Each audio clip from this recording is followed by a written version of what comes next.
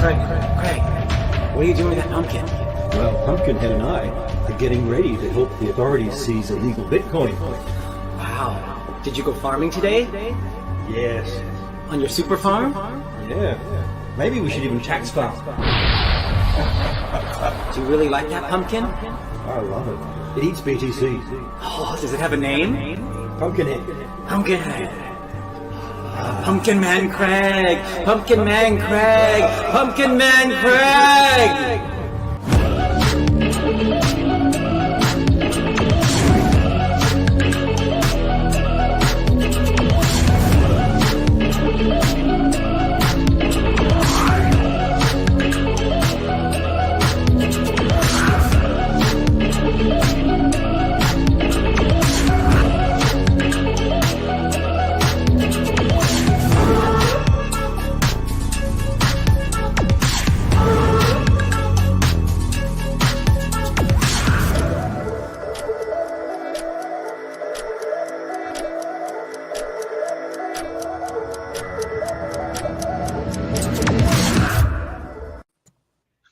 Happy Halloween! Hello, everybody. Happy Halloween, everybody. Let me print the screen because this is pretty cool. So, welcome to this special edition of the Women of BSV. I hope you're all having a good Halloween so far today. Are we having a good Halloween, ladies? Yes, I am. I always enjoy Halloween. Okay. So, has anybody got any scary stories about Bitcoin that's been in the Bitcoin news or tweets recently? I do. Should I share a screen or not bother? You can, but you'll have to turn your music down so we can hear you. Oh, is it a bit loud? It is a little bit. There we go. Marvelous. What have you got to show us that's all scary about Bitcoin news then? Okay, in 1 second. Let me select the screen.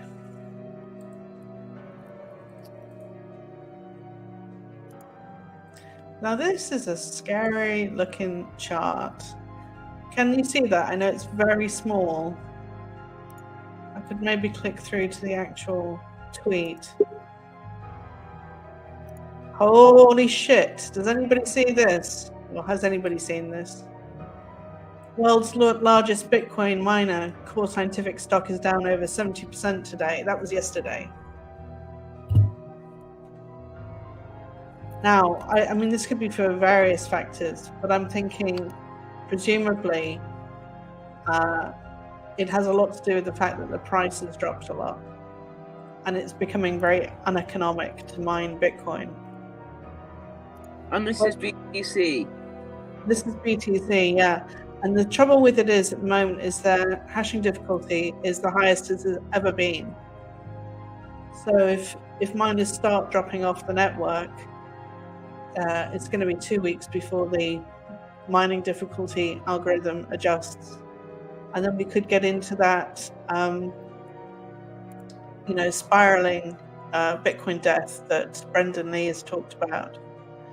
Does anybody know what I'm on about? Yes, you're talking about chain death. Yes, I'm talking about chain death.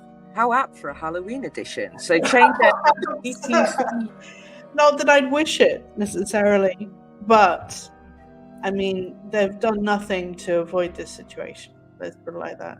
And everything to make it happen. And everything to make it happen, yeah. What does our witchy woo up in the top think about this scenario? Let me stop the screen for now. I want to see our glorious faces. Who's the witchy? Oh, Ray, you're muted. Yeah, sorry. I mean, it seems very spooky. We have a lot of, more to go with all the miners.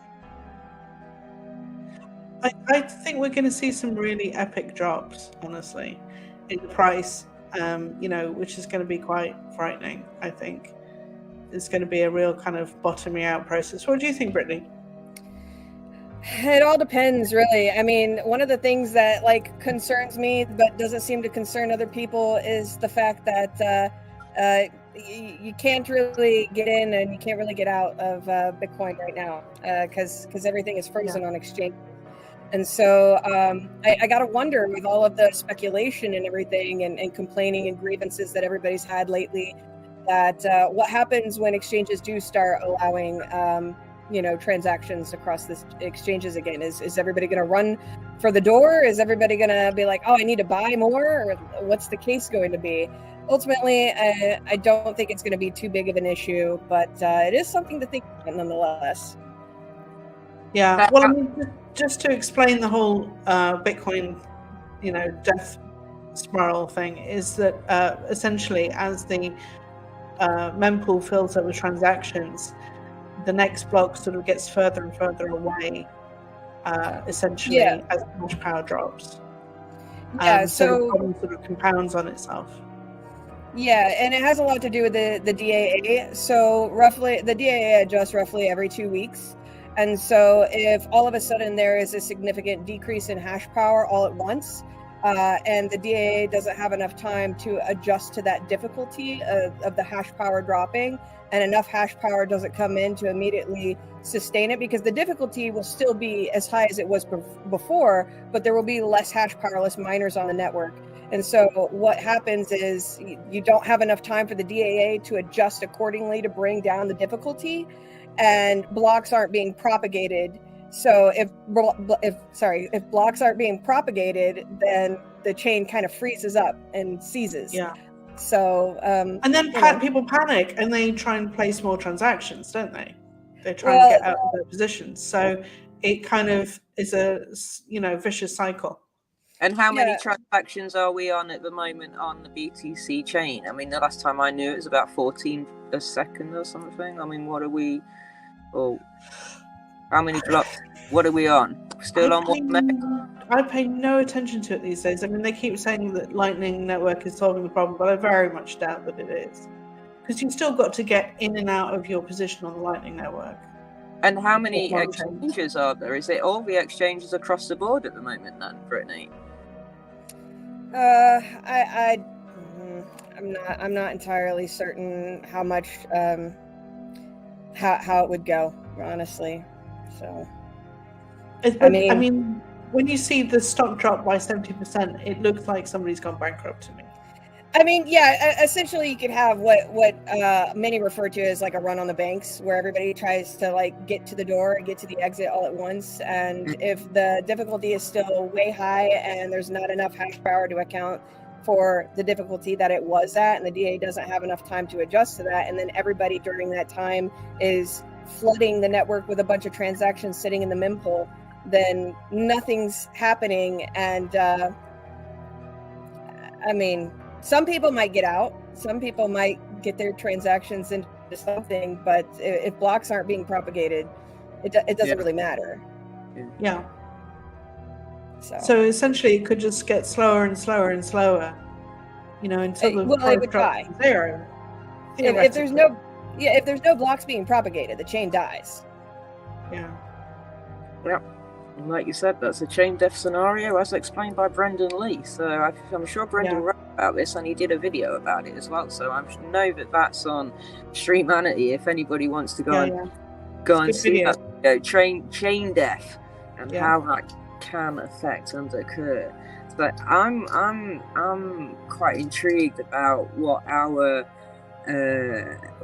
chief based officer of Twitch has been doing recently. Can you give us any spooky news from spooky Finland? Sorry, Finland here. Speaking. I'm in our restaurant in Gäläjaka. We are having a farewell party to our chef for a month. Glad that she will join us after that, because best chef ever. But yeah, so I just have to leave you guys to eat. But I just wanted to pop in and say hi. And just tell us, you've been wearing that all day. Yes. Or people just use you basically now. Yeah. Yeah, I went to the market with this face, and they were like, Excellent. Another So, Friday. is there anything you can tell us quick about what news we've got coming from Twitch, or any? no, I can't. Is it top secret? Well, I can say that there's a translator coming up because so many Japanese people are joining. So the translator is very cool. Cool. Nice. So yeah. Well, I heard Billy Rose talking in one of the Twitter spaces the other night about the possibility of accepting other coins, but there being a lot of difficulties in that venture. And so, have you heard anything? No. Oh, I have to say honestly, I have too much things that I do right now. Like, yeah. So I'm just backing off and chilling whenever I can. Yeah. They say translator is quite a big step, really, isn't it? Yeah, it is. Yeah. Plenty more people coming in. That's cool. Yeah. We have Dean Little, who is gonna help with that. So it's gonna be. Was that good. a ghost behind you, Corky, or was that an actual person? A ghost, of course. Actually, the ghost CEO of this whole Yelajaka. So honored. I bet you have some really good ghost stories in Finland, right? Oh yeah. Yeah. I wish I had the time to go deeper to those, because we don't have Halloween. We have, like, traditionally we have Gekri, which is much more scary than Halloween. Oh yeah. What's the idea behind it? How to explain it, like, very quickly. There's this man or person who goes door to door with, like, antlers and a mask and a fur coat, like I did, like the wolf fur coat I had on. And he comes in and he demands food or, like, hospitality and things. And if you don't give them, he will say, oh well, then I will just burn your house. Oh right. So not so much trick or treat as like a pyromaniac. Yeah. Yeah, it's like, well, church, and that's clearly paganism. Yeah. So yeah. Cool. It's I think it's kind in of Germany they have hidden. like a child snatcher or something as well. They've got something really scary over there, I think. Yeah, and then we build this huge goat with like sticks and dry wheat, I can't get the word in my head, but anyway. Yeah. And Like, we sounds put like it, Wicked Man so far, which is a scary film. and we put it in the middle of some water, lake or whatever, and we burn it. And usually it's very huge, and it's Gekri Pukki, and it means Gekri goat. Oh, wonderful. And So, is that end of October? like or- Santa Claus is Joulupukki. It's the goat all over again. Oh, wow. Yeah, So it's all really pagan. it is, yes. Yeah. So, praise the Lord. I'm sorry. Lots of goats burning. Oh, that sounds really cool. It sounds a bit like our bonfire night. Although we're Yeah. burning a man called Guy Fawkes on ours. Yeah, I think it's like burning demons to have a better Okay, here comes another ghost behind us. Oh yeah. But yeah, it's like we give this sacrifice to get a proper crops next year. So yeah, Sounds good. paganism. It's always a good opportunity to have a fire. Sorry, Go on, Didi? What are you saying, Diddy? It's hard to No, tell. Them I was just saying, there's this. The old pagan is sacrificing to the gods, isn't it? So that for your crops and everything, to the moon and everything, and all of that. So I mean, it's All Hallows Eve, isn't it? Which is an ancient tradition, which is celebrating of the dead. I mean, I don't know how far back it goes though. How far back does All Hallows Eve go? Does anybody know? I don't. Ray might. Do you know, Ray? I don't, but there's a lot of people over here that follow Samhain.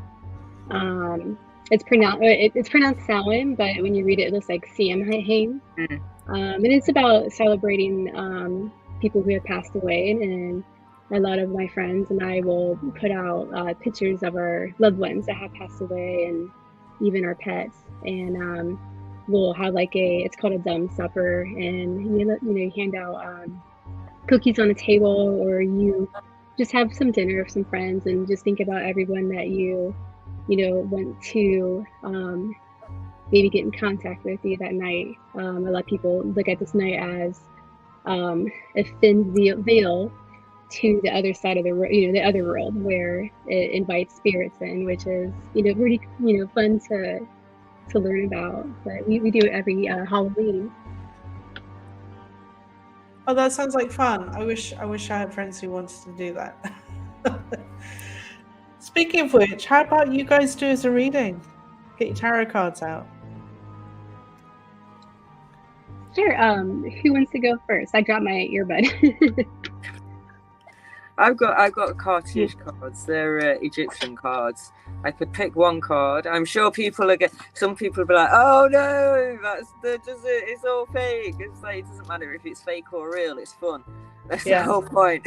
Halloween. Halloween. There is a massive industry around kind of divination and tarot and Wicca and metaphysical and physics and stuff like that. And it's actually something that we shouldn't forget, that there are these industries out there which actually all could benefit from the BSV blockchain. That's so true. Everything. Microtransactions for readings. Whether you like it or not, it's one of those things. But I've just pulled this card. So this card is Isis, and these are the Egyptian cartouche. So Isis is basically she's a goddess. You see, Isis. Everybody should know who Isis is. Do you know who Isis is from the Egyptian?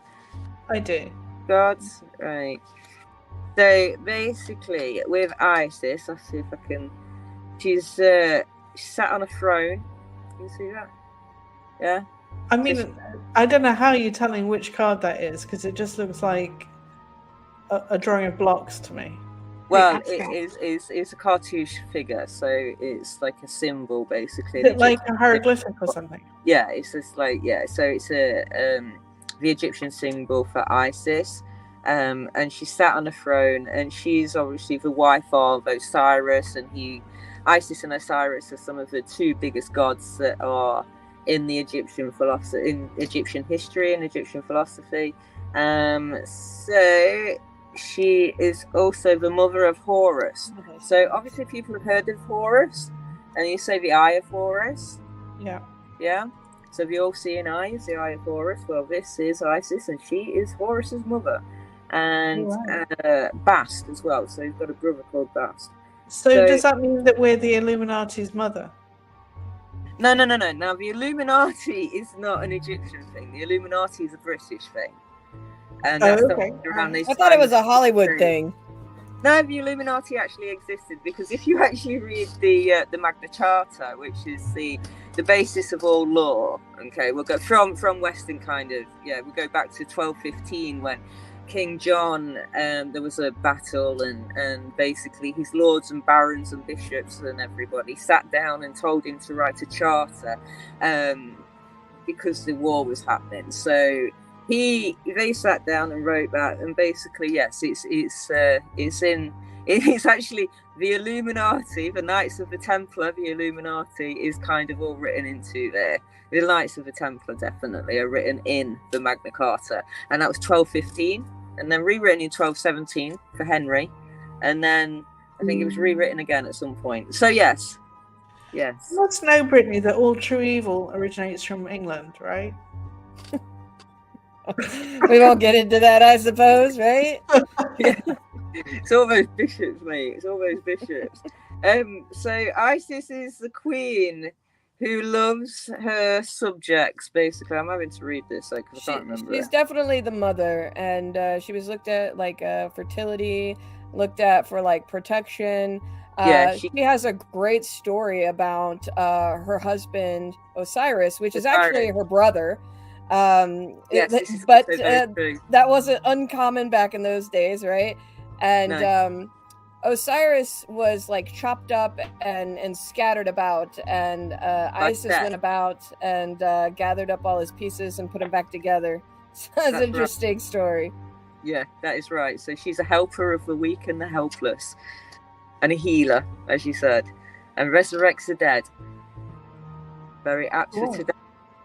Very apt for today. So who are you dressed as, Brittany? Because you kind of remind me of Beetlejuice. That's who I'm supposed to be. Yeah. That's very cool.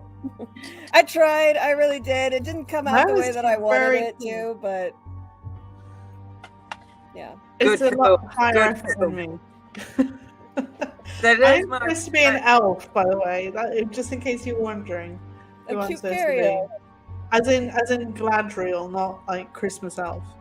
You're a magical elf. It's sprinkling magical dust all over the dead, and we're being resurrected. So what tarot card have you got, Ray? I'm interested to see what tarot you've got. I'm using the Rider-Waite deck, and I'll just pull a card.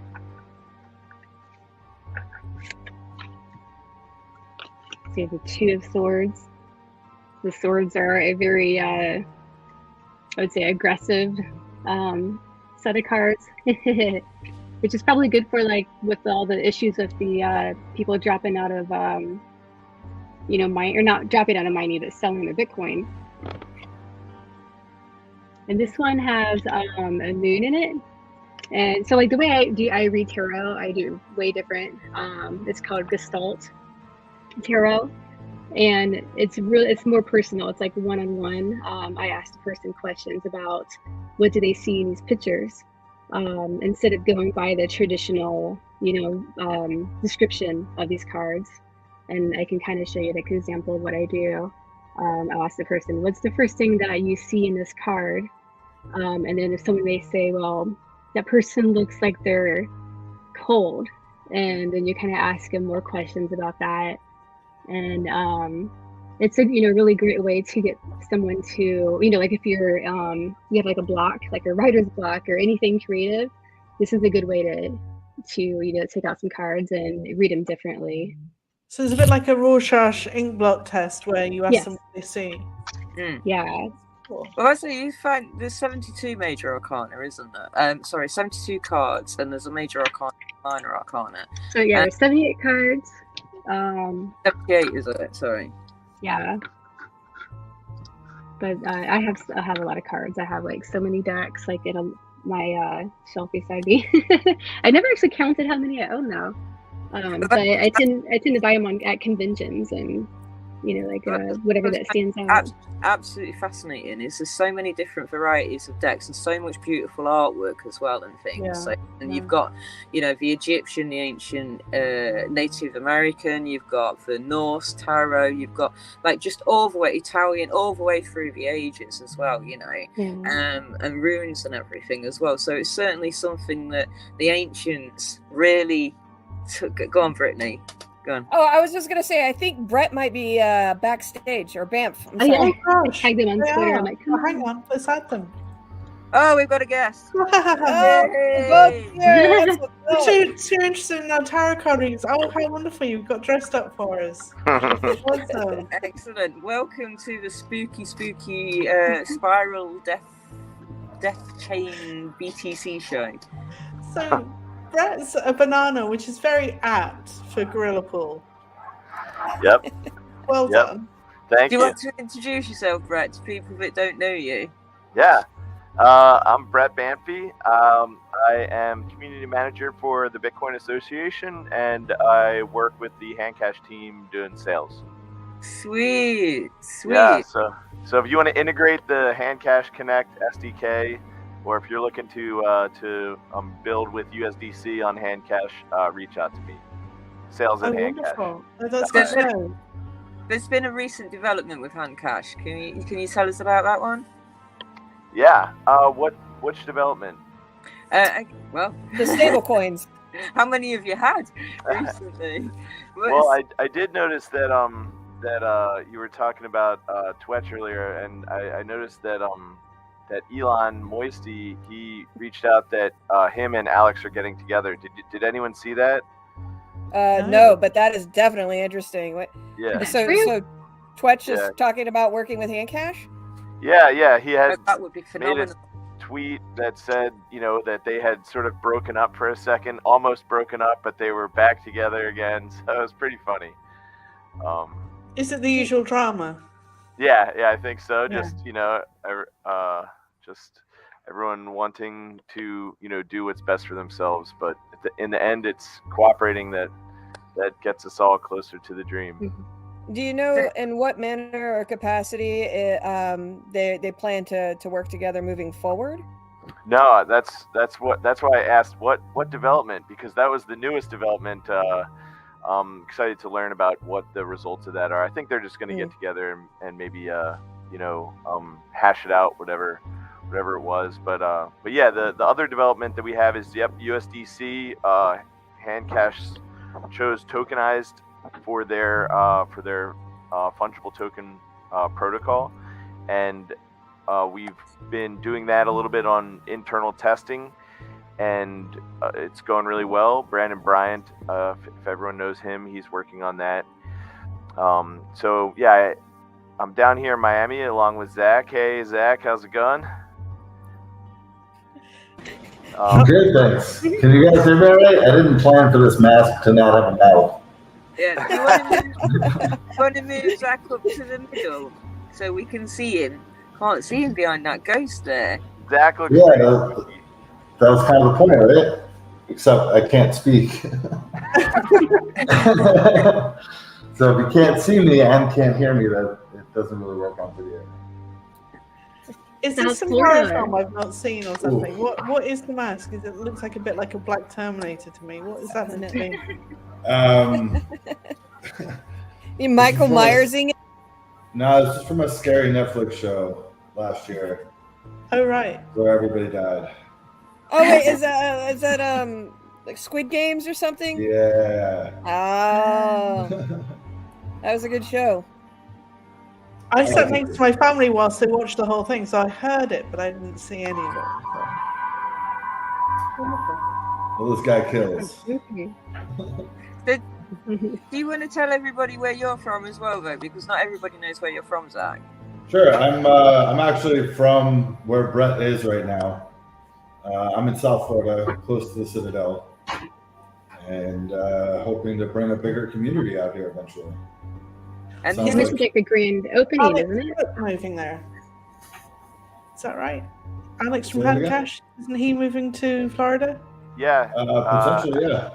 Yeah, Alex just closed a deal for an office in Brickell, which is the startup capital of Miami. Yeah. Oh, wow. And he had the mayor of Miami tweeted about Alex moving there, I think. So they're excited. Yeah, they're excited for Handcash being in Florida for sure. The latest development I saw was the fact that basically it's just going to be USD as a, and that's all the way across the board then. So everything else has disappeared. It's just USD and BSV. Correct. Yeah. So yeah, we also had a question from OG Kek9, who said USDC only or other tokens as well. USDC for the time being, but there's a possibility of adding other support as well, or other reward tokens, fungible tokens, things like that. Cool. But yeah, I think the way that I heard it was that when the USDC works out well, other tokenized tokens might be able to work in the same infrastructure. Cool. Like from tokenize.com. And are there any legal issues with this? I ask because I don't know. Yeah, I think so. Lawyers have to look over everything, but it's all being done above the board. So Yeah. whatever those issues are, they're just being consulted on and figure out what the best plan is, but it's moving forward. I would expect a launch maybe within a month or 2 months or so. Cool. Yeah, for USDC on Handcash. Now the big thing for this is with USDC is that it just broadens. First of all, one of the major advantages is that it creates a on-ramp for liquidity into the ecosystem. So customers that are maybe they have a MetaMask wallet or they have a Solana wallet, they can just convert it to USDC on their own network, and that will work directly with Handcash. So it creates a bridge really between all these different networks and ecosystems, and and just allows for the features of the app to take precedence. So instead of having to explain to someone you're going to be earning this new unit of account, they can just allow the app to shine, and then they just earn micro payments in a unit of account that they already understand, which is USDC, USD. And I suppose that's a really good thing because the price is fluctuating so much as well of BSV and other cryptos at the minute that you'd be risking if you accepted payment in BSV right now. Yeah.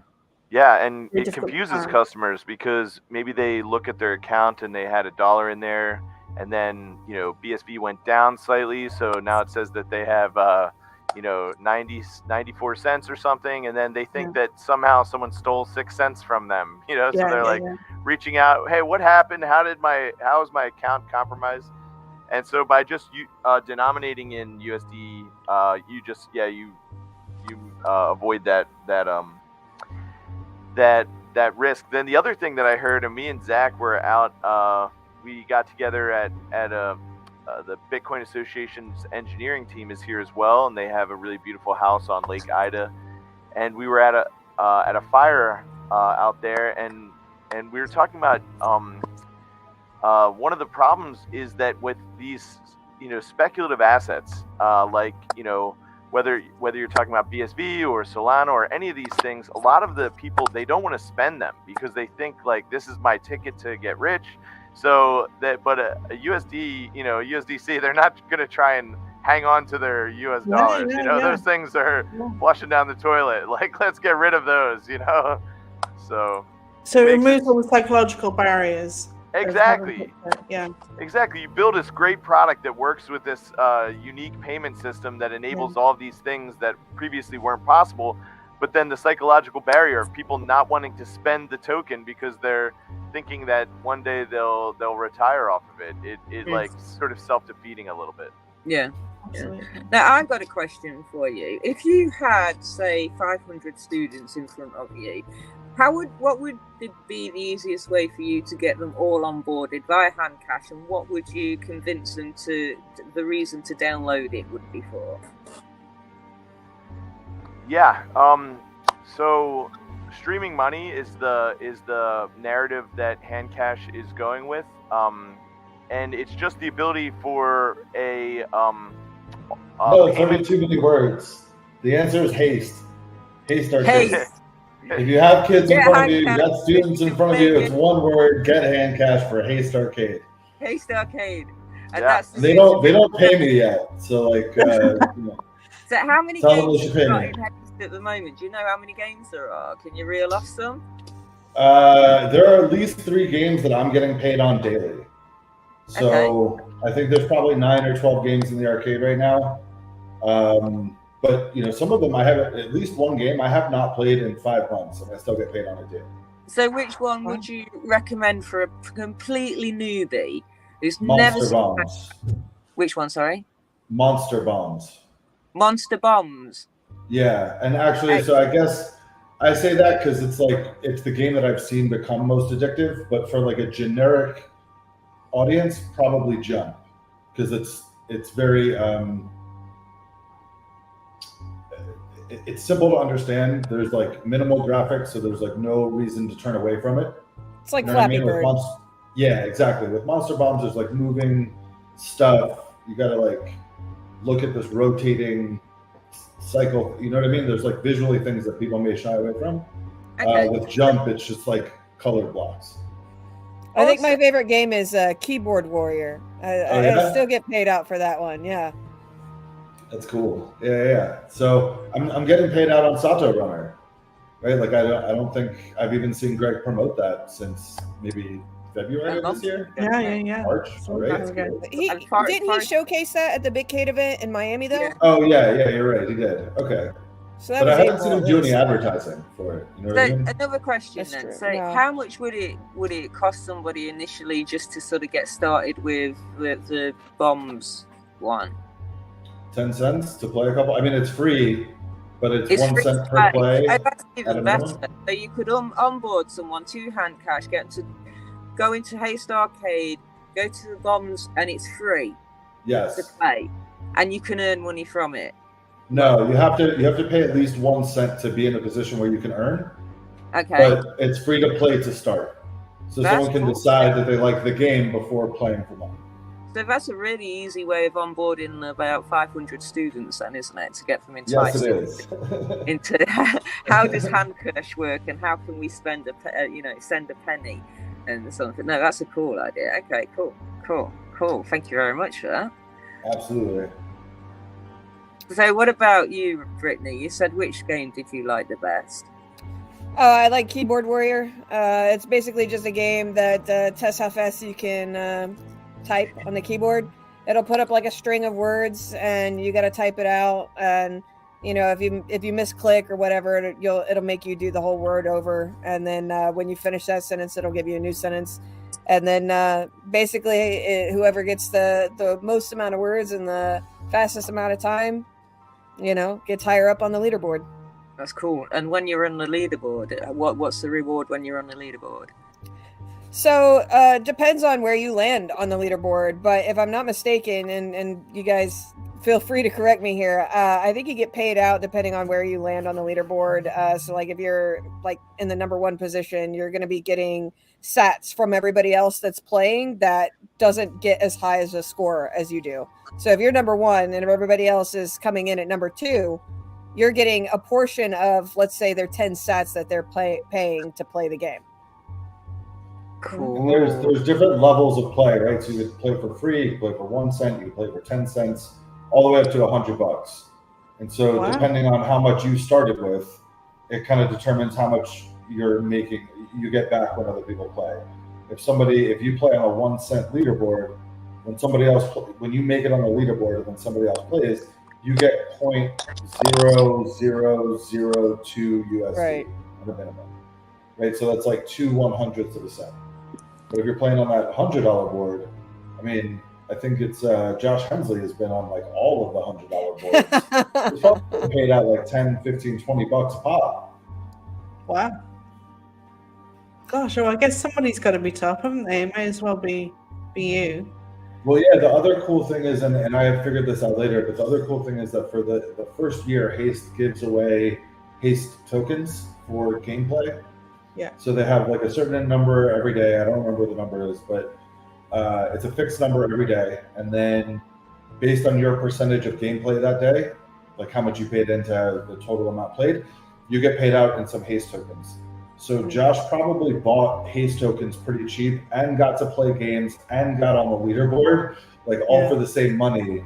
because he figured out the math worked out pretty well in his favor because he was early enough. Yeah, he's too smart. Don't play against Josh Hensley. I think that's the moral of it.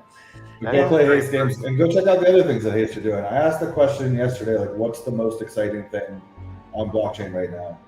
And I think the Haste team, the developers at Haste, and what they're doing with Haste, but also Take It with a minting platform and a bidding auction platform.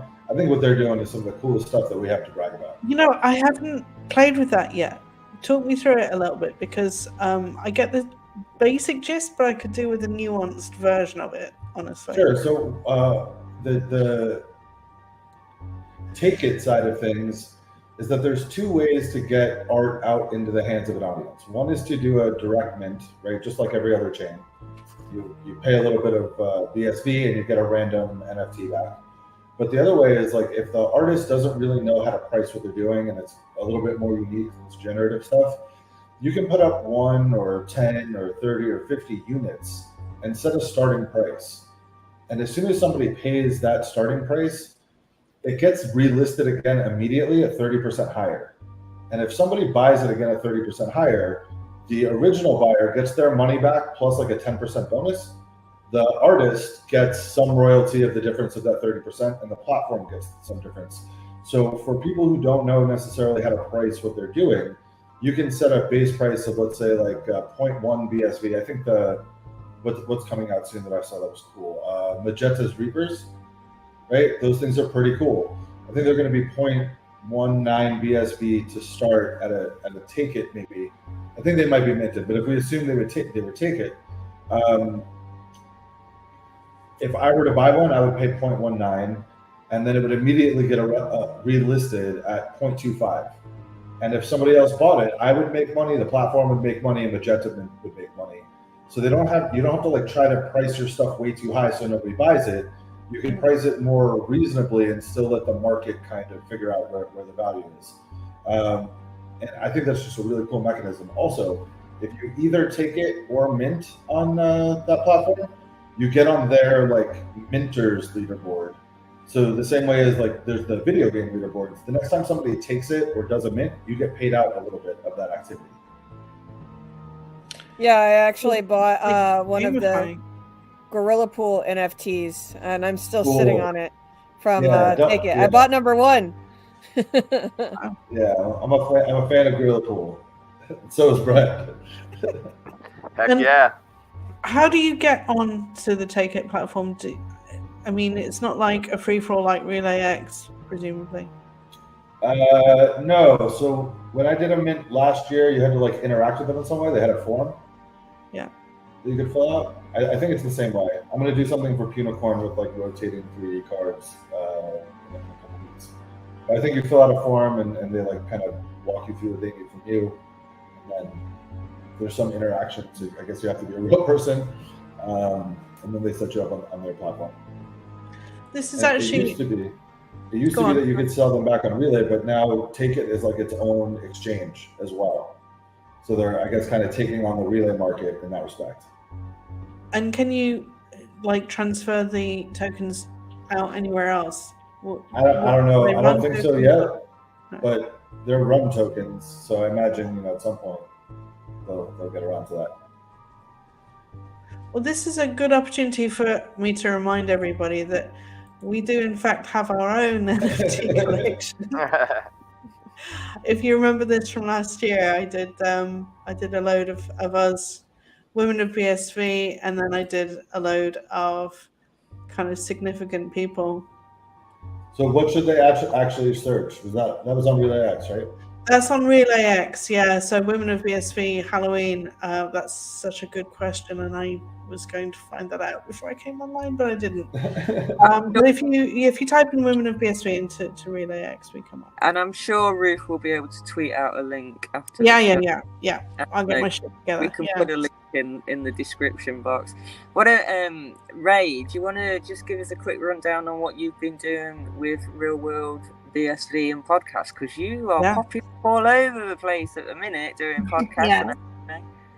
Well, we just interviewed Float from Haste, and she's an artist I actually bought 2 of her NFTs called Garden Cats. It was a cool process on how she created them through some kind of like AI art. So we have a site called realworldpodcast.com. You can apply to be a podcaster. They're video cast really, but you can upload audio only if you wanted. You can have subscribers for 77 a month. Or people can purchase individuals podcasts for 15 cents. So anyone can do that. Each person that posts a podcast, they get 14 cents for that purchase, so they earn some money. And so far it's doing really well. It's hard to convince people to they're like, we don't understand why it's so cheap. But we just want people to try it out first before we make any other changes. And I'm liking what all the people that we have on here. I think Magenta, the NFT artist we're talking about, he's on there. He posts a lot of stuff on his progress, which is pretty cool to watch. I think Rory's on there. She does some interviews and book readings, which are interesting to listen to. And then even you two can come on and post some podcasts if you want. We do. We're gonna come on there. I just need to get more organized. Yeah, we're. It's the truth. But like, were you like part of the development team, Ray? Did you actually code the site? So Jay and I coded it. We had a little bit of outside help, but we this is like the first time we use a different type of server.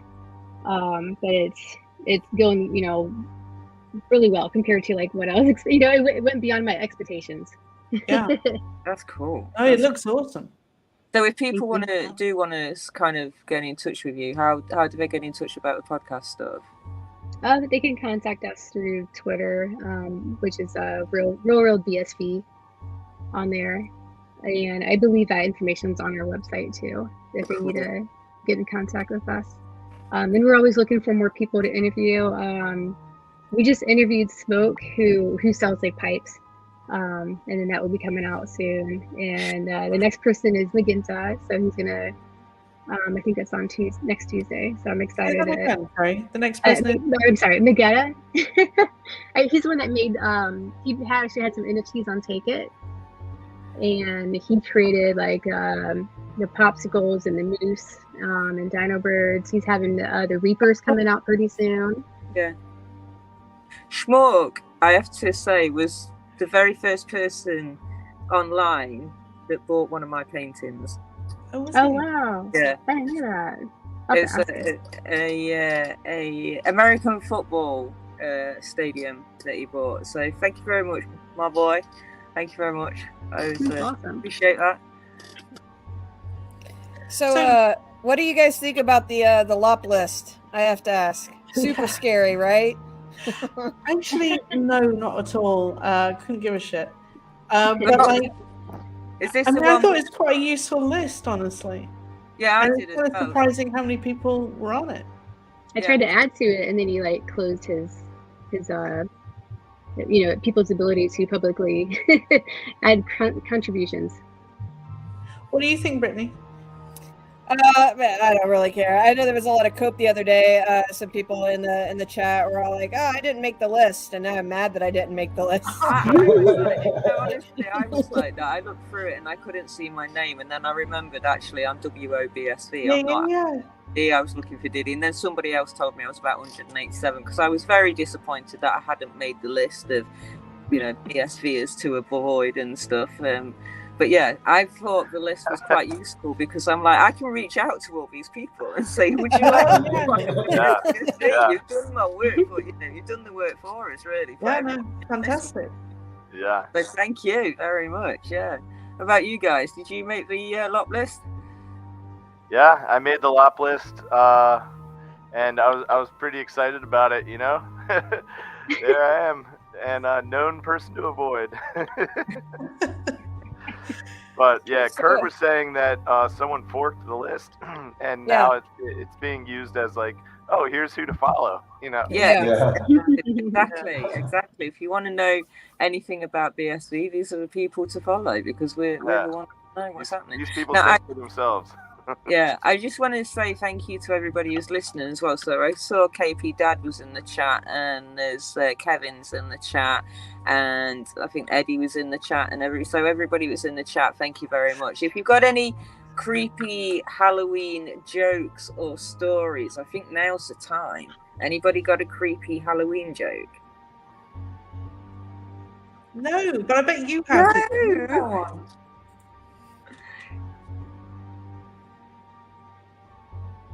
Did he? I haven't got any jokes. Oh, you have. I bet you have. I know a story. Go on then. Tell us the story.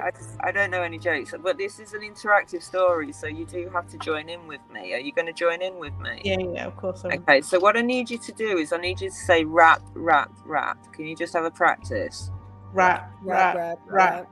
That's all of you. Okay, so we start off very quietly. So go rap, rap, rap after 3. 1, 2, 3. Rap, Rap, rap, rap, rap. Excellent. So what we're going to do is we're going to start off really quiet, and then we're going to get louder. Okay. Every time I go rap, rap, rap, you have to join in with me. Are we up for that? Yeah. Okay.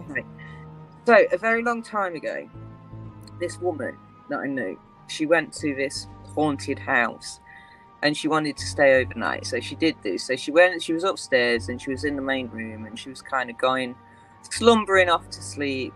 And she heard this noise. And do you know what the noise was? Okay. Rap, Rap, rap. rap. So what she didn't kind of like, it was very quiet. So she kind of ignored it for a bit. And then it got a little bit louder. Rap, rap, Rap, rap. Okay, so this time she actually woke, kind of got up, sat up, put her slippers on, had a look round, and went to the door of the bedroom, which creaked open a little bit, and she could hear this rap, rap, rap, rap, rap, rap. Keep up. Okay, so it was a bit louder, so it's like, okay, so it's definitely outside somewhere. So she's getting a bit like a bit chilly, puts a dressing gown on, getting a bit on edge, walks down to where the stairs are, and she can hear it a bit louder. Rap, Rap, rap, rap, rap. Now then, she's like, oh my goodness, this is coming from the downstairs room. So down to the stairs, down to the hallway.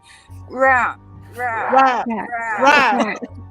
So she walks into where the front room is, and she's now like this, really scared, holding on tight to her dressing gown, thinking, what the hell is going on here?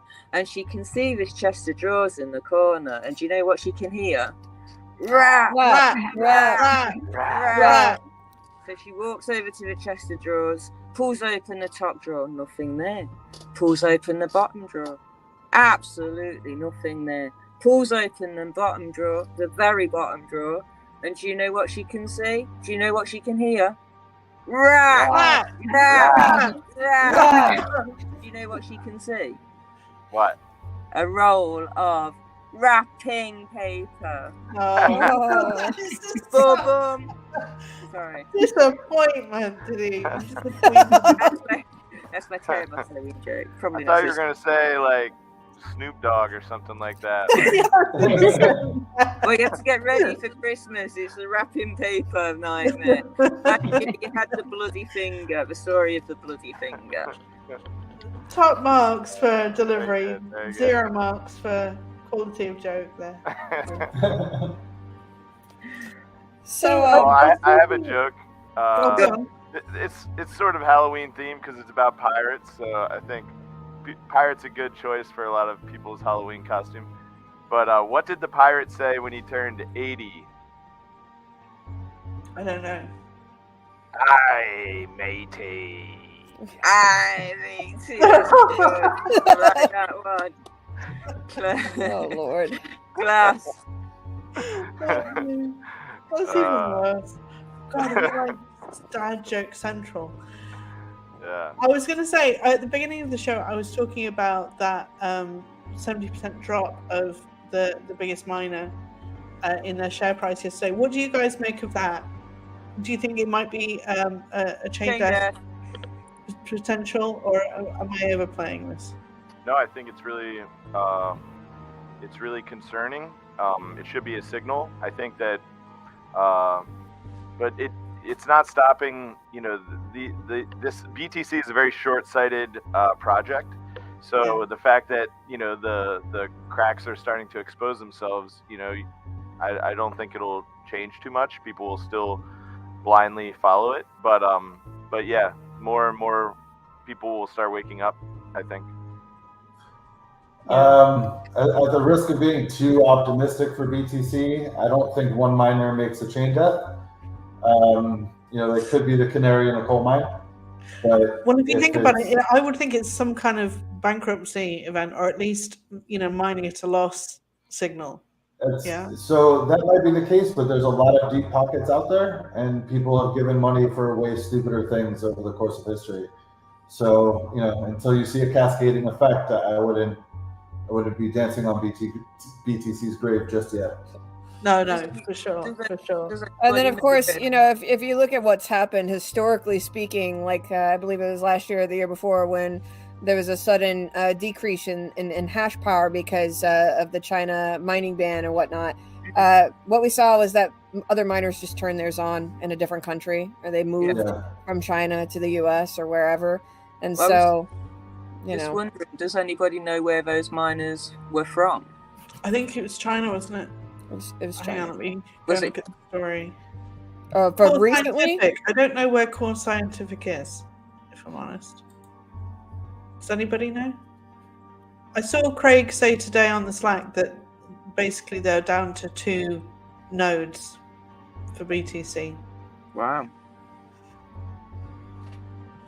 Yeah, public miner capitulation. Core Scientific on the ropes. It's a signal anyway, whichever way you look at it. And I would bet you there are other miners pretty close to that position, right? Who have been holding on, like ready to turn off their machines, but are holding on with some extra liquid funding coming in from people who have already invested a lot of money in those companies. So I wouldn't be surprised if you did see another 1 or 2 of these type of events. Yeah. BTC's already almost had like a chain death spiral. Didn't mean to cut you off, Ruth. They've already almost had a chain death spiral a couple of times. One being like late 2017, and you know, I talked to Kurt about this, and he was saying that Tether was the thing that propped it up and saved it essentially. And you know, even during the mining ban, I mean, they could have resulted in a chain death spiral with the sudden decrease in hash power. But I think the thing that saved it was the price wasn't necessarily going down, because at the time people still weren't fully convinced that we were headed into a bear market. And so the price wasn't decreasing rapidly. And so there's multiple factors that play into it. And the conditions have to be just precise, just so in order for it to actually occur.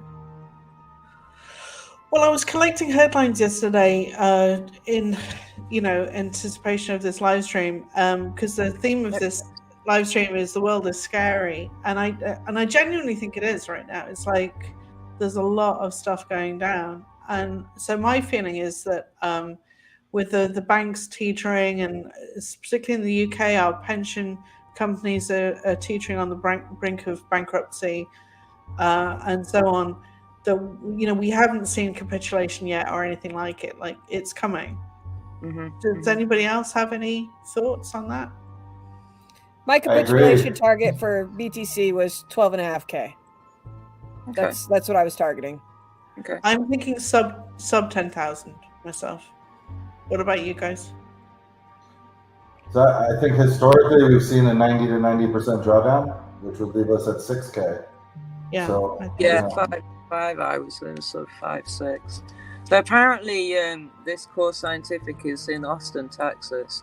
That's okay. Right. Well, it could be that they've got expensive electricity. I mean, nobody in their right minds would mine in Europe at the minute. I don't know whether you guys are aware of the spiraling energy costs in Europe, but it's like quadrupled. The price is quadrupled, and it's still going up. It's Yep. totally out of control. Yeah, and it just contributes to what you were talking about the fraying of the fabric of our societies. And you know, it's part of the reason why I give people a lot of benefit of the doubt when they are very passionate about something like BTC or, you know, whatever. Even if I disagree with them, I understand where their passion comes from, because these are scary circumstances, right? And so, you know, I try to give people the benefit of the doubt. Even if I disagree with them, it's like, hey, this is a very serious subject that touches every aspect of their lives, their families, you know, like their security, how they can, you know, whether they can afford to live a comfortable life still. And, you know, unfortunately, we've sort of reached that point in history with like the money printing machine that, you know, it's starting to become ineffective, right? Like when you they can throw more money, but it doesn't make any difference. What's the difference between you know, like 1 million you know, like 100 trillion and 200 trillion? Like at a certain point it starts to lose its effectiveness, you know. And it's something where we were talking about yesterday, like, you know, Bitcoin, BSV obviously is the solution. It's here right when we need it. You know, we have this moment of crisis within our communities with just the money printing and endless wars and divisiveness. You know, trying to get people to blame each other for all of the problems. And we have this solution, but we're too like blind to see it. You know, like it's. Yes. Yeah. No, I know. It's kind of bizarre that it's not picking up steam more than it has in a way, because the writing's definitely on the wall for the currencies. Not just currencies. I mean, Robin's just pointed out a very scary thing today that happened with the US and authorization of certain weapons to certain people. But we should be working towards peace as well, you know, not towards more kind of scary things, you know. Well, I just read a couple more of my headlines, because this is literally just yesterday. So, like, you know, you pick any day of the week and it's this bad. PayPal have reinstated their terms and conditions to fine people $2,500 if they think that you're sharing misinformation, which I think is fucking mental, honestly. Like, I don't know where they've got that. I think they've got that authority from. It's been a brutal week for big tech. Collectively, I think Amazon, Meta, and Microsoft lost $954 billion this week in value, share value. Well, it also kind of parallels what's going on in the BSV space right now, because there's a lot of grievances going on, and a lot of things that some people are more than willing to talk about, and some, you know, some things that people would rather brush under the rug. But I think the biggest thing is kind of well, first of all, you've got the list, then you've got the empty block miner, and then you've got the freezes on exchanges. You had the recent court ruling for Craig. I mean, there's a lot of things going on in the community right now. Dragging it down. Yeah. Yeah. And then, of course, on the other side of that, too, is you've got a bunch of different companies within the space right now who, by all means, are building great and fantastic companies, but they've created, like, essentially these silos that don't communicate with each other and aren't interoperable with each other. And so I feel like we're waiting for some amazing developer to come into the space and kind of fix the issue of interoperability between all of these different companies who are competing so fiercely and so intensely against each other that they're unwilling to compromise and work together to kind of solve these issues.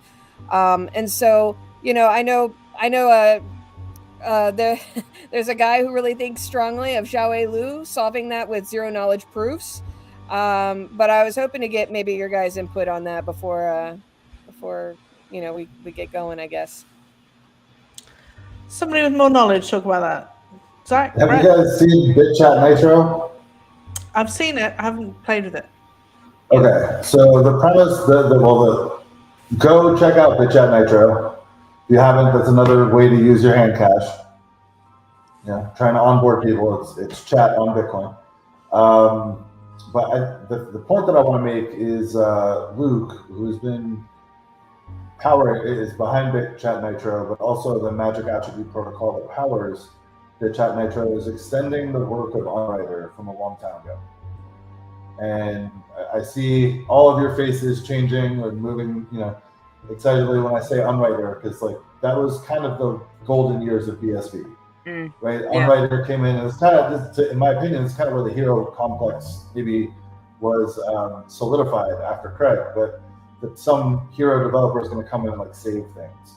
But I think what Luke was able to do with Magic Attribute Protocol was make it so simple for people like me, other developers, to use the types of schemas that he's been fighting for like 2 or 3 years now with Tonic Pal and even Twetch is a very similar output type.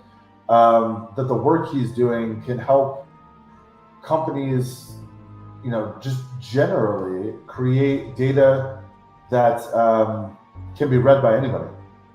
So all of the other protocols so far have, like, you need to know where the transactions live in order to really use them, because the blockchain just got really, really, really big. But with the Magic Attribute Protocol, MAP, you can like ask questions of the blockchain as if it was a database and get back responses based on the attributes from the records that people put. So I was able to build a Punicorn chat and a Punicorn social, which is like more like a Facebook feed, into the site in a matter of hours because of the protocol work that Luke did. Yeah. So I would say, we have some people on the cusp of doing that kind of stuff now. I know he's not the only one, but he's the one that I'm like closest to in proximity and the product that I've touched the most, and one that I'm just really bullish on generally. Oh, Luke's a powerhouse. He's absolutely brilliant. That's what's Yeah, up. we got a demo of Jungle Bus, personal demo from him, and it was amazing. Very good. Explain what Jungle Bus does. Zach, do you want to give that a go, or? Jungle Bus is going to power behind the scenes the things that the Magic Attribute Protocol displays on a web page. So Jungle Bus is going to index and feed for specific applications the transactions that are relevant to that application. Yeah. So it allows people to run an application without having a node. Yeah, right. So you need to know where all your transactions are in order to run an application that only runs off the blockchain, right? You can't really rely on sync to get all of it. You need to know where they are. And so what Gorilla Pool will do is make it very easy for web developers to say, give me my relevant transactions so that they don't have to go look on the blockchain for them. Because Gorilla Pool is already mining, they've already indexed, they already know what these transactions are. So they can give them back to you, the developer, in milliseconds, the same way that like a Facebook or a Google server would. Yeah, and what I'll add to that is just that, it's the ability to have this extensibility, and as opposed to, one of the things that sort of gets used by other chains like BTC is. And some of the other ones is when they want to change an idea, or add some sort of feature, they change the base layer. Mm-hmm. And with BSV, what it is instead of changing that base layer, it's just adding a layer on top. So Jungle Bus is just sitting on top of the base layer and adding all of this extensibility, and that's really what is the sign. We say that we're waiting for that developer to come in, but it's the developer is only the carrier of those tools, and as long as the tools arrive, then it doesn't matter whether they arrive through the developer or if they just are God-given or something, if they just come down, as long as they're there, and you see that with the ability for TCP/IP to remain a locked kind of protocol, but all these features are built on top of it, and that's one of the advantages of BSV. And Luke's Magic Attribute Protocol kind of does the same thing that Brett was just describing. What I mean by that is when we first started storing data on chain, we used the B protocol, right? Mm-hmm. You've all heard of B protocol. So Magic Attribute Protocol just looks for, writes the same thing as a B transaction. So it'll work with everything that works with B transactions. puts a pipe there, and then uses the map protocol. And then if you want to use identity, you just put another pipe, a straight up and down line, and use the identity protocol. So it really truly is extensible in that you can add protocols and operations to it without changing everything in the past, or like needing to change protocols in the future in kind of the way that you would if you went from, let's say, run to sigil. So it's a bit like writing a SQL statement for the BSV blockchain. Yeah, and then if your app wants to use that section that says, I'm BMAP protocol or I'm identity protocol, it's there for you to choose. You don't have to use it, and you can put more stuff on if you want. So like using information that was not made for your application does not break your application. Oh, that's brilliant. I mean, because what we could really do is a search engine. Yeah. In BSV. Yeah. Absolutely. If it was tagged properly, totally good. That, didn't they? But, yeah, that's really interesting. That's the first time I heard about MAP. Because we're making something called JSON chain protocol, and it looks kind of similar. We're using it where you can choose between putting media on the blockchain or not. So we'll take a look at that. Maybe we'll just go with that instead. Nice. Yeah, and then another thing that I'm not the best at explaining, but that I learned a little bit about down here in Florida is IPv6, and specifically, what's interesting about IPv6 is not only do you have the additional addresses. Space, yeah.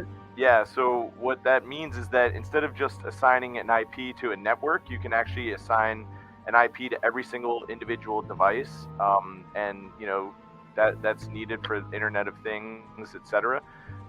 But then the other thing that I learned about that I thought was really interesting is this thing called multicast. Zach, were you learning a little bit about multicast with me down here? Yeah, but not enough to speak about it knowledgeably. Yeah. But it's Jake Jones is the one who's working on Terranode and gave us a little update on how Terranode is going. And also is working on this thing called multicast. And essentially, with IPv4, you have there's three types of sends. There's unicast, anycast, or multicast. On IPv4, there's only the two, unicast or anycast, and on IPv6, there's this additional one called multicast, which allows for essentially the receiver of information to subscribe to a sender, and then basically unless information is coming from that sender, it'll just ignore it. So it makes it so that you can truly create these peer-to-peer relationships where information, instead of going to a DNS layer and and being routed like a traveling salesman problem to the endpoint, and you have all these potential man-in-the-middle attacks along the way, you actually have with this model the ability to truly create a direct link between these different objects, and it's really exciting to learn about. Is this going to facilitate like a grid network between mobile phones or whatever, like a local network? So I think he was saying that actually 5G uses IPv6, and yeah, I think that it's the future of everything. Of internet generally. Wow. Yeah. It's crazy though that we're only just now talking about IPv6 when it's been out for so long now, though. Yeah, like 30 years. I remember it's really not. Like, think about the totality of the infrastructure that's built on the internet. Like that's not something that should be moving fast. If you break the internet, you break basically life on this planet at the moment, right? So, tread carefully. Because we were running out of IP4 addresses. Yeah. So that's why we need IPv6. Yeah. And am I right in thinking that IPv6 has got enough numbers equivalent to all the molecules in the universe or something crazy? It's just not something crazy like that. Yeah. Yeah. Cool. And there's something. I don't fully understand it, but there's something that you can add within that. Like for example, it has to do with how nodes connect to each other. So essentially, nodes are going to have IPv6 addresses, and they're gonna send each other. You know, the other big thing about IPv6 is it can send these massive packets. Like it can send, you know, like, you know, I guess like, you know, gigabyte size packets. You know, Wow. so yeah, the nodes will be able to basically like use that as the framework for the small world network, which gets around the NP hard problem of the traveling salesman routing and basically what Jake was telling me last night, because I was asking him for an update on Terranode. How's it going? Like how far away are we, etc. He said that Terranode is actually active right now, but it's just in a listening node. Stance, and it's they're gathering data on how it's doing. The first benchmark is going to be 1 million transactions per second. I don't want to add any, yeah. Is this what Craig was talking about then? Yeah, and I think by spring next year, you know, roughly 1 million transactions per second could be possible. Cool. Through Terranode, and is this right? Because KP Dad is it KP Dad, or it might have been Kevin actually, said that, does it give each app its own individual IP address? Not each app. Each device. Every device gets it. So right now, like when you connect to the internet, your basically your router has an IP address, but it's even that is a subnet of your generally speaking, if you're hardwired in, that's going to be of your like neighborhood. In this case, every single device gets its own direct IP address. So you don't have to go, once you know where that is, you don't have to go through your ISP to discover the route to get there. You just connect to that IP directly, so you go device to device. Kind of like MAC addresses, right? Yep. Anyway. Yeah, correct. And another thing that's unique about it is that the address is a 14 byte truncated hash of the like sending transaction. So if you send a Bitcoin transaction to a node, the node already knows the address to send it back, because it can just take the transaction ID and it can hash it and then truncate the hash, and that truncated hash is the return address. It's the routing. Yeah, so it's literally just direct back, and it's bi-directional. So yeah, just all of these things that, you know, they're a little bit outside of my depth of understanding, but they're just so fascinating, and it's the framework on which basically the entire future is going to depend, and it's really close. And actually, the really interesting thing that I asked Jake almost as a joke. Like, oh yeah, and Craig told me that basically, you know, he had like calculated like the actual upper limit of how many transactions per second that this model can facilitate, and it was some ridiculous like 10 to the 17th minus 1 or something, like ridiculous numbers of transactions per second. And I said it as a joke, and Jake actually looked me dead in the eye and said, oh no, he actually calculated it, and he actually built it. So Craig built all of this, and like with his own money privately, you know, and it hasn't been revealed or anything like that. So the data that he's using is actual, like it's not like theoretical, like he literally built it already and it's working, and you know, it's just, you know, all they're trying to do right now is like commercialize it basically. Seriously, how does that man find the time? I just don't understand it. It's like he's living 5 lifetimes in one. I don't know what the hell he does every day. Yeah. To fit this all in, it blows my mind. So just because we should probably close out soon, but before we do, what's your opinion about the miner that's mining empty blocks? Any Did thoughts? he stop? No. Stop. No, he's still doing it? Yeah, they're empty blocks today. They turn off for some portion of the day. What, when they sleep? I genuinely don't know. It's like, you can go back and look, it's a pattern, but they're off for a few hours every day, so it's like they're mining something else. You know. Do we have any thoughts on who it is? Roger? No, I don't know. I've heard stories that it could be Roy Murphy. I could believe that. I could believe that. I would who take really it at his knows at the word. end of the day, though? Roy said it was him, so I don't think I don't know why we don't believe him. Wait, Roy did say it was him? Yeah. Yeah, I Said think it it's was a wow. company called Genesis Mining. Oh wow, I didn't Or know. Pegasus Mining or something like that. It's on Twitter.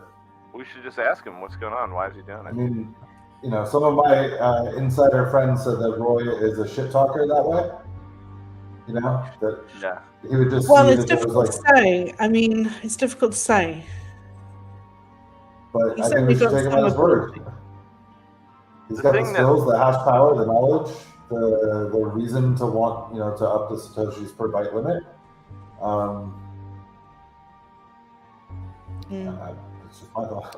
Motive. There's no fixed answer as far as like whether there's no court precedents or anything like that saying that this can't happen. So there needs to be legal clarity. But then on the flip side of this, you know, if we're going to talk about like transaction fees and whatnot, like there's I was talking to Kurt about this, and he was basically saying there's no right or wrong answer to this, because I asked him, and I said, you know, wouldn't higher fees make sense right now versus you know, at scale? Because if you think of like at scale with a bunch of different mining pools like competing for your service, basically to, you know, verify your transactions, at scale it would make more sense to me to lower the fees and bring the fees down that way. But you know, he got into it with me and he was like, yes, they should be higher and lower, both at the same time. Well, it's like one of those things where you have to, you know, you miss 100% of the shots that you don't take. So, you know, a lot of people that don't have some of these problems that we're solving in BSV, you know, that can you know, point the finger at us and say, look at the egg on their face. They're, you know, they're having this problem of getting their transactions on chain because of this empty block miner. But it's like, at the end of the day, you know, yes, these are issues, but human ingenuity will always form around solutions around these problems, and it actually advances us that much farther down the road. Because, you know, as Kurt likes to say, if the wheels aren't starting to loosen and fall off, then you probably aren't pushing hard enough. Yeah. And the one thing you can't say about us is that we're not pushing hard enough, because you know, we are experiencing some Headwinds. hiccups. Yeah, but it's like that's part of growing, and that's part of building an ecosystem. It doesn't just drop in your lap, right? You iterate on it. So I think it's a good thing. I think there's two things to remember here. Number one is that the empty block miner has been doing this since April 2020. They've never mined a full block. They've been winning blocks since April 2020. They've been gaming the algorithm. Yeah. Right? So they stepped up their hash power to dedicate more hash power to make sure they want an inordinate amount of blocks every day to make a statement. And I think personally that part of that statement is there's an inconsistency here where there's a data arbitrage market where people are making money putting trash on chain, and I, as a miner, am expected to save this. So if we just up the amount of money people pay to put the stuff on chain, they'll only put valuable stuff there. And I don't think that's an unreasonable argument. Well, I mean, I guess it also gets us into like mining zero sat transactions and things like that, right? And like, are they bad? No, are they good? You pay for zero sat transactions. Just because there's no output doesn't mean the miner doesn't get paid. You have to pay for that transaction as the transactor, right? In this case, they're not including any of those, even zero sats. They're just saying, nah. I want the award for doing the most work. I never mind securing the network or, you know, putting transactions in. I'm just going to take this subsidy for not doing the work I was supposed to, and that just feels wrong to me generally. Yeah.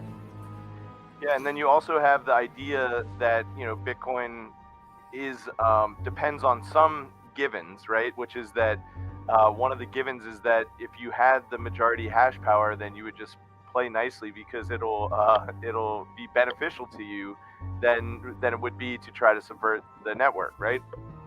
But you know, like that's being tested a little bit by the empty block miner, because, you know, like you would think, okay, well, he has a lot of hash power, so he should be trying to, you know, make sure that the chain is running smoothly so that the rewards that he's getting for his hash power are going to be worth more, right? But you can see that it's like, well, he has or she has a difference of opinion about what running smoothly looks like, and so it's like it's one of those things where the rubber meets the road, and that's where it's parasitic as far as I'm concerned. It's being a parasite. Yeah, I agree in that respect. But 100%. whatever it'll force us to solve this problem one way or another. And I figure whatever can go wrong will. So we better just suck it up. I'm sure if someone can do it, they will. Right? Same principle. Yeah, I'm sure I saw a quote tweet from Kelvin that's had some legal implication about empty blocks. It was something, I'm sure. Yeah, lawyers are doing real well for them lately. Well, look, guys, we've been going for an hour and a half almost, so we should probably bring this to a close. Thanks so much for your time, for joining us. Really appreciate it. Sorry we didn't see you immediately. It's me who's running the studio today. I'm obviously doing a shit job of it. Oh, no problem. I enjoyed learning and listening to about you, tarot. and I wanted to jump in about tarot too, because I read cards. So do you? Yeah, I do. I know a lot of men who do. Yeah. It's actually how I met my first wife. My wife. And, she's gonna love that. But I read her tarot, and I told her, like, I felt kind of bad, but I was like, wow, I sort of see myself in your future, like, and it worked. I'm just saying, to close out on this, I'd never had my cards read before, and Diddy did it for me last year. And basically, Diddy, you tell it. Well, I can't remember how many packs it was, but literally I used probably 5 different packs, and I think it just one card I pulled. I think it was one card I pulled from every pack. So it was like 5 different packs. I pulled one card from every pack, and it was literally the same card every time I pulled it. Same card. I think it was 6 or 7 times actually, and it freaked me the fuck out. Which card was it? Well, I can't remember, but it wasn't a good one. Oh, jeez. Well, it was something about. It was about struggle, wasn't it? Yeah, but beating the opposition and stuff. So it was actually, it was something there. It was a very big uphill struggle, and we're not at that point yet, but we're going to get there, So really, ultimately, the end message was quite positive. But seeing as you said that as well, do you see anybody building anything or that would actually be along those lines in the space? Because I do think if somebody built something, then people would use it. Yeah, I think because it is a huge industry worldwide. Like worldwide industry, tarot. And if you could pay cents or, for a reading. I don't know. I start thinking about like Shark Tank. Like if you've ever seen Shark Tank, you see a bunch of people go on and they're all like, "Oh, I wanna sell you this share in my t-shirt company, and if we can just capture 1% of the t-shirt global t-shirt economy, then we'll make X amount of money." And I don't know if that's always the right way to look at things, in terms of those perspectives. Because it's like, well, there's so many other aspects that you gotta like consider, whether or not people even want your t-shirt in particular over any other t-shirt that's out there, and so I definitely think there could be something there for the BSV ecosystem, but I don't know, it always just makes me think of Shark Tank. When people start talking about like that. I was thinking like haste itself, if you've got like just pick a random card or something, I mean it is kind of a little, you can turn that, it's a game, isn't it, really? It's an enjoyable kind of spend a penny, turn a card or something. Yeah. I'll tell you what, there's a tarot game or something on BSV. If you gave them a little tarot reading, like randomly, right? Let them pick 3 cards and said something just in place about each of those 3 cards that made a statement for their life. If you give people the ability to comment on that, not like public feedback comments, but the person who got their tarot reading could comment on it like a week later or 2 weeks or within a 30-day window or something. I have a feeling some people would associate the reading with what happened in their life, and that could be a snowball effect where it like becomes self-fulfilling work. Yeah. it is all based around psychology, really, at the end of the day, and how the brain works and how the brain actually interprets, you know, visual imagery and everything, and how you relate to that to your own life. So I mean, in that respect, it's clever. It brings out what you say, 78 major cards, and they're all depicting something that is going to be relevant to somebody's life at some point. Yeah. So, if you let them tell everybody else how it was relevant, more people will buy from you. I promise. Yeah, you should look up The Fool's Journey. It's a really good story about kind of how tarot follows. You know, you start out as somebody that doesn't have any experience, like the Fool, and then, you know, you go down the line of the cards where you gain all these different experiences and, you know, become a big contributor to the world. Yeah, Robin's pointing out that Madame Tarot has been out, I think, on Handcash for a while. Is there one? There is one. I haven't tried it, but yeah. I didn't even know. I've got a joke for you before we leave. Can I give? Okay. So, how do you know a skeleton is sick? I don't know. He's coughing. Oh. Very All right, timely. I have a joke. I have a joke for you. There's a ghost, a skeleton, and a zombie, and they all share a flat with each other. You know, and but there's one room that's missing. Which room is missing? I don't know. The living room. My kids told me that one. Okay, on that terrible note, I'm closing. Thank you, everybody. I really, really enjoyed that. Happy Halloween. Thanks, guys. All right, yeah. Bye-bye. Bye.